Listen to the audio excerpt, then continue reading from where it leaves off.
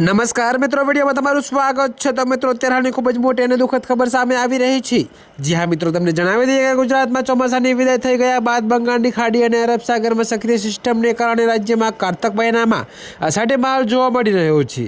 તો મિત્રો, છેલ્લા 3 દિવસથી સૌરાષ્ટ્ર અને દક્ષિણ ગુજરાતના ભાગોમાં તો જુલાઈ અને ઓગસ્ટમાં પડે તેવી રીતે વરસાદ પડી રહ્યો છે। જી હા મિત્રો, તમને વધુમાં જણાવી દઈએ કે જોકે મિત્રો, મળતી માહિતી પ્રમાણે કમોસમી વરસાદને કારણે ખેડૂતોનો પાક નુકસાનની ભીતિ સેવી રહ્યા છે। ત્યારે લોકોએ પણ શિયાળાનું આગમન સમજીને બાડિયા પર ચડાવી દીધેલા રેઇનકોટ અને છત્રીઓ ફરી ઉતારવાની ફરજ પડી છે। એવામાં જાણીતા હવામાન નિષ્ણાત અંબાલાલ પટેલે આગામી 48 કલાકમાં ભારેથી અતિભારે વરસાદની આગાહી કરી છે।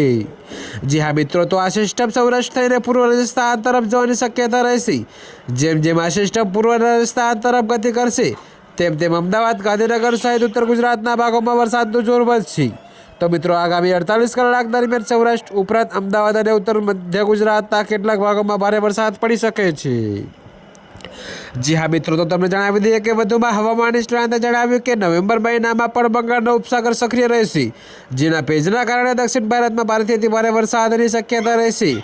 તો મિત્રો, 4 થી 8 નવેમ્બર દરમિયાન પશ્ચિમી વિક્ષોભ આવવાની શક્યતા રહેશે, જેના પરિણામે ગુજરાતમાં વાતાવરણમાં ફરીથી પલટો આવશે। તો મિત્રો, અત્યારે હાલ માટે આટલું જ। મળીશું નવી અપડેટ સાથે। અને જો તમને અમારા વિડીયો પસંદ આવતા હોય તો વિડીયોને લાઇક, કોમેન્ટ, શેર અને અમારી ચેનલને સબસ્ક્રાઈબ કરવાનું ભૂલતા નહીં મિત્રો।